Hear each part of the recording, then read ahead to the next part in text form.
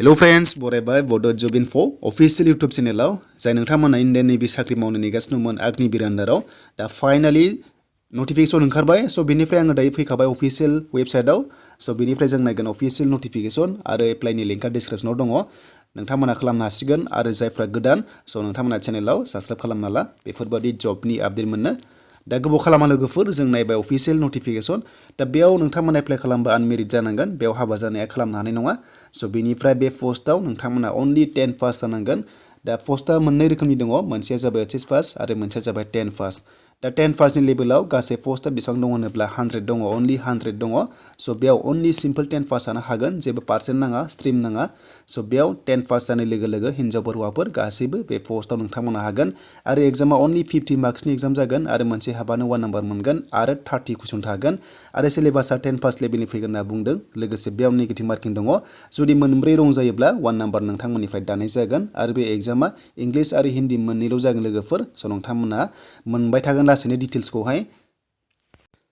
सो बेनिफ्राय बेयाव एग्जाम फिसबो दङ 550 एग्जाम फिस बेयाव नुनो मोनदों सो बेनिफ्राय जायफ्रा इन्टारेस्टेड दङ खालामबानो जाबाय इन्डियान नेभियाव आग्निवीर आन्दाराव 4 इयार्स साख्रि मावनो मोनगोन बे जाबाय 10 पास लेभेलनि सो बेनिफ्राय रानिंआ 1600 मिटार्स खारनांगोन नोंथांमोनाहाय सो बेनिफ्राय हिन्जावफ्राबो खारनांगोन हिन्जावफ्रा 8 मिनिट्स बेनिफ्राय हौवाफोरा 6 मिनिट एसे सामथिं दङ सो नोंथांमोना बेबायदि नुनो मोनदों जेरै 30 सेकेन्ड दङ देन बेनिफ्राय गुबुन गुबुन 60 मिनिट दङ थ' नोंथांमोना बेखौ नायना लादो फुटसार्सफोर दंलाबायो सो बेनिफ्राय बेयाव पास जायोबा मेडिकेल टेस्ट जागोन आरो मेडिकेल टेस्ट जानानै पास जायोब्ला नोंथांमोनाहाय थ' साख्रिखौ नोंथांमोननो होनाय जागोन 4 इयार्स नोंथांमोना साख्रि मोननाय जागोन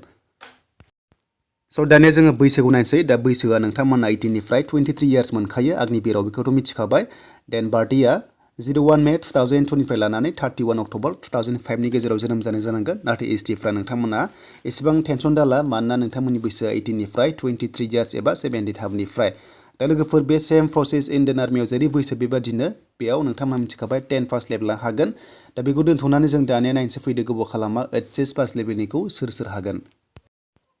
दानिया फैबा HS पास लेभेलना बेयाव एग्जामा 100 मार्क्सनि जागोन बेनिफ्राय मोनसे हाबानो 1 मोनगोन एग्जामा इंलिश आरो हिन्दी सिमान दङ सो बेनिफ्राय HS पास लेभेलनि सिलेबास फैगोन आरो बेयाव सो नोंथांमोना इंलिश साइन्स मेथ्स आरो जेनेरेल एवारनेस बे साबजेक्टखौ मोनगोन जाहाथे फरायखायो आरो नोंथांमोना जाहाथे साख्रिखौ मोननो हायो नेगेटिभ मार्किंआ सेमान दङ मोनब्रै रं जाबा 1 नाम्बार दानगोन बेयावबो एग्जाम फिसा सेमान दङ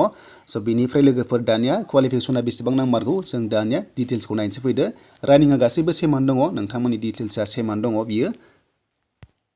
सो दायो जोङो बेयाव नायबाय बैसोआ सेमान दङ नोंथांमोननिया नाथाय बेयाव नोंथांमोननि क्वालिफिकेसनाहाय नैबे 1400 भेकेन्सियाव सो नोंथांमोना HS पास खालामनांगोन आरो लोगोसे मेथ्स आरो फिजिक्स थाथारनांगोन डेट मिन्स साइन्सनि जानांगोन सो बेनिफ्राय मोनसे साबजेक्ट थाबावनांगोन केमिस्ट्रि बाय'ल'जि कम्पिउटार साइन्स बे मोनथामनि गेजेराव मोनसे थाबावनांगोन साइन्सनि जानानै अब्लासो नोंथांमोना बे पोस्टआव इलिजिबल जागोन आरो बे पोस्टआ 1400 दङ थ' गासैबो सेम प्रसेस आग्निवीर आन्दाराव साख्रि मोनगोन दा जायफ्रा इलिजिबल जाबाय नोंथांमोना इन्टारेस्टेड दङबा इन्डियान नेभि मावनो गोसो दङब्ला बे पोस्ट एप्लाइ खालामदो सेलारियाबो जोबोर मोजां सेमान दङ